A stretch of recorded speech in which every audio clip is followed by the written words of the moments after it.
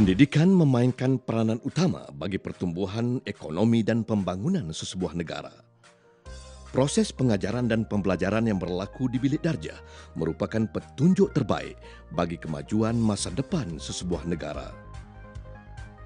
Kurikulum sekolah di Malaysia bermatlamat membangunkan anak-anak secara menyeluruh, merangkumi dimensi intelek, rohani, emosi dan jasmani seperti yang terkandung dalam falsafah pendidikan kebangsaan.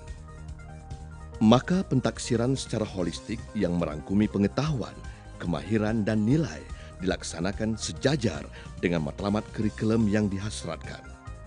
Pentaksiran bilik darjah (PBD) merupakan pentaksiran berterusan yang membolehkan guru mengumpul maklumat tentang perkembangan, kemajuan dan penguasaan murid terhadap standard kandungan dan standard pembelajaran yang dinyatakan dalam dokumen.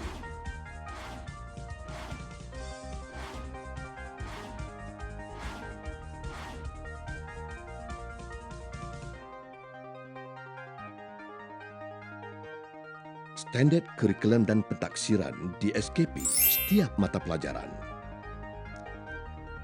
Istilah pentaksiran bilik darjah (PBD) telah mula digunakan pakai pada penghujung tahun 2016. Mulai 2019, amalan peperiksaan pertengahan tahun dan akhir tahun yang setara bagi tahun 1, 2 dan 3 dimansuhkan. PBD merupakan proses yang berterusan dalam sesi PDP bagi mendapatkan maklumat tentang perkembangan, kemajuan, kebolehan dan penguasaan murid terhadap matlamat kurikulum yang dihasratkan. PBD menekankan perkembangan individu dan mengesan perkembangan pembelajaran secara menyeluruh daripada segi kognitif, afektif dan psikomotor. Perkembangan potensi, bakat, minat, kemahiran dan sahsia murid dapat diperhati, ditaksir dan diperkukuhkan. Menjadi hasrat KPM agar guru dapat melaksanakan PBD seiring dengan PDP di bilik darjah. Pentaksiran rakan sebaya memberi peluang kepada murid untuk belajar dalam pasukan atau kumpulan. Mereka berkomunikasi antara satu sama lain dan melibatkan diri secara aktif dalam proses pembelajaran dengan bertanggungjawab. Murid berpeluang membuat pentaksiran yang sewajarnya terhadap rakan sebaya. Di samping itu, guru dapat mentaksir murid daripada segi kemahiran berkomunikasi dan sosialisasi semasa mereka berinteraksi sesama mereka.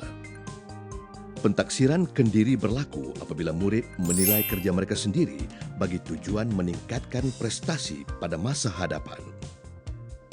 Kaedah ini menggalakkan murid untuk lebih melibatkan diri dan bertanggungjawab dalam pembelajaran sendiri. Kaedah ini juga membantu murid menilai prestasi, kekuatan dan kekurangan diri sendiri secara refleksi. Perkembangan dalam pembelajaran murid perlu dikenal pasti supaya setiap murid dibimbing agar dapat mencapai sekurang-kurangnya pada tahap penguasaan 3. Perbincangan bukan hanya melibatkan guru dengan murid, tetapi juga dengan rakan sejawat tentang perkembangan dan kemajuan seseorang murid dalam pembelajaran. Perbincangan tentang kaedah PDP yang sesuai dapat meningkatkan tahap penguasaan murid. Keberkesanan dan kejayaan pelaksanaan PBD adalah hasil komitmen daripada guru, sokongan dan bimbingan semua pihak yang terlibat, iaitu pihak pentadbir sekolah, PPD, JPN dan ibu bapa.